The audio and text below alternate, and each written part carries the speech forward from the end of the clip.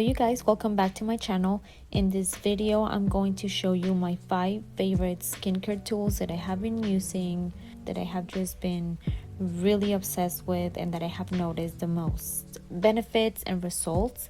And I'm going to explain to you a little bit what they are and how I use them. And please make sure you subscribe so you don't miss any videos that I post. And let's get on with the video.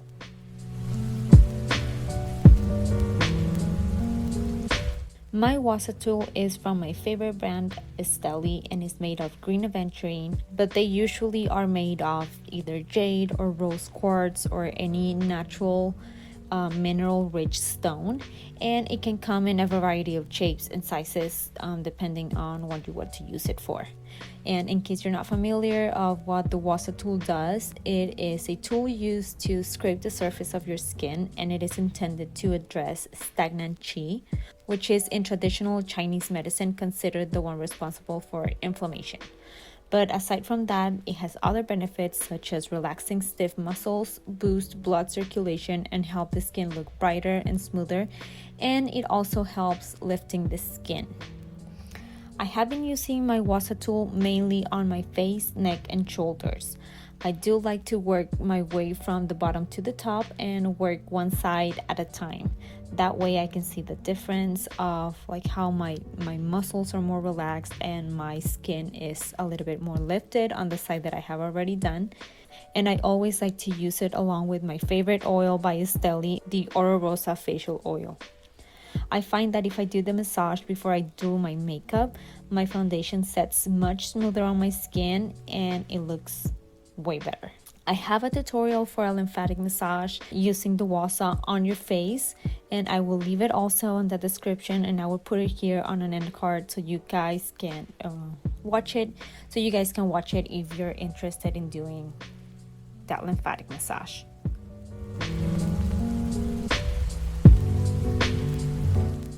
I never realized the importance of really cleansing your skin correctly until I started using it and started noticing the change on my skin. I only like to use the silicone head, which I find that it's both more effective at removing dirt and also gentler on my skin, so I don't get any redness, and it works perfectly. I feel like my skin is clean, and also as long as you wash it after each use, you don't need to replace it like the other brush heads that tend to trap dirt and bacteria, so you don't have to worry about any of that. And it doesn't really matter if the cleanser I'm using doesn't really foam. As long as my face is not dry, the brush works really well and it slides easily just across my skin. A few things that I have noticed is that I get much less pesky breakouts and my pores are definitely cleaner and smaller. I have been using it consistently for about 2 years now, and it is just like an essential part of my skincare routine now. So I don't think that's going to change anytime soon.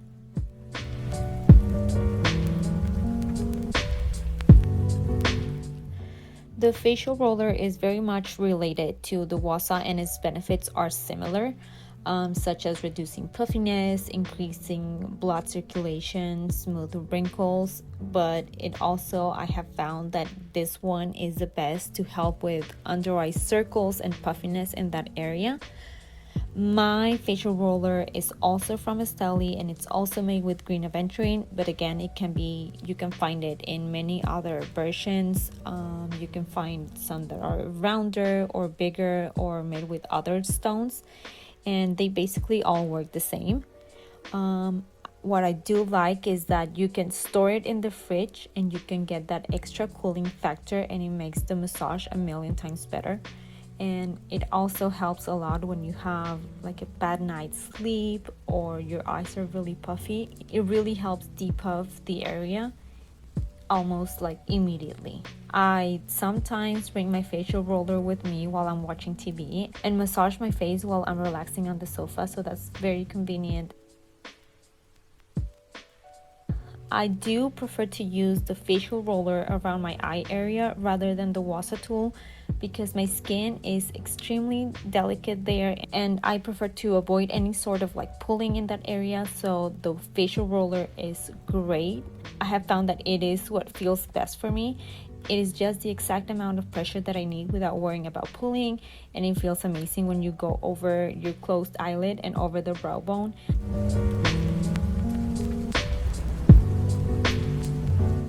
These cups are the newest addition to my skincare routine.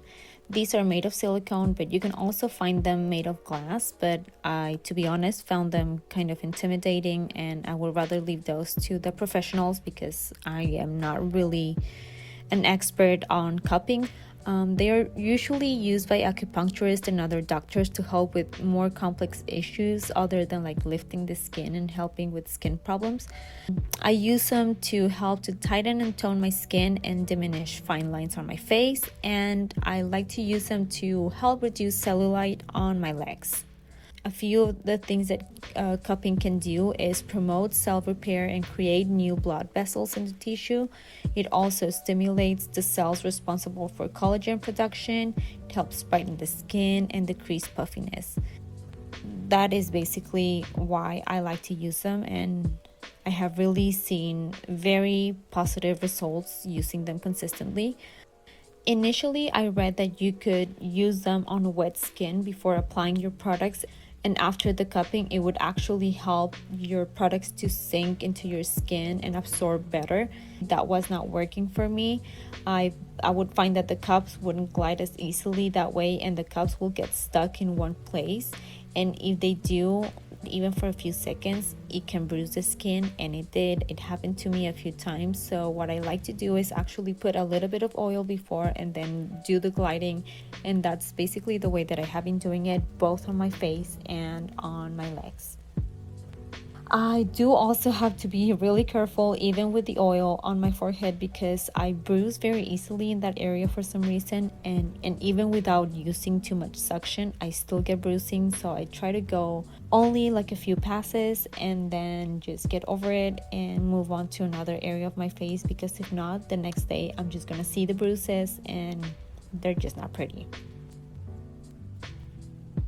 As for my legs, this is where I noticed the most change. It does help with the appearance of cellulite. I'm not really obsessed over like getting rid of my cellulite, but if it's something that's easy that I can do, I'll just do it. And I've been doing it twice a week for like 5 minutes on each leg, and I found that has made a huge difference. I like to go in upwards motion like if I were shaving, and then I do a few zigzag movements on the most problematic areas. I saw a few tutorials and that's what they did, and so that's basically what I've been doing, and I've seen the results, so I'm sticking to that. I will have to admit though that doing the cupping on my legs does hurt a little bit even if I don't use a lot of suction. I have been using a few different oils on my legs and I will link them below.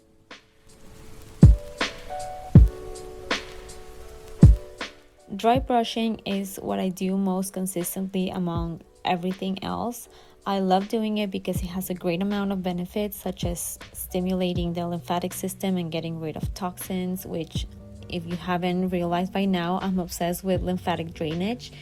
And it also helps exfoliate the skin, increase blood circulation, removing dead skin cells, helps also with ingrowns and bumps, which I know it's a huge problem for everyone that shaves, and I have found it even has help with my digestion.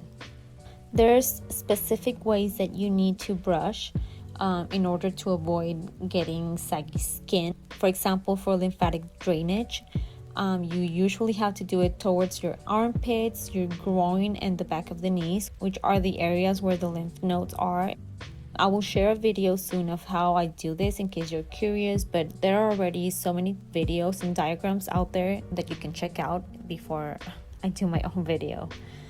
In some areas, I tend to use a little bit more pressure, and usually where my skin is thinner, I do go with a few more delicate passes.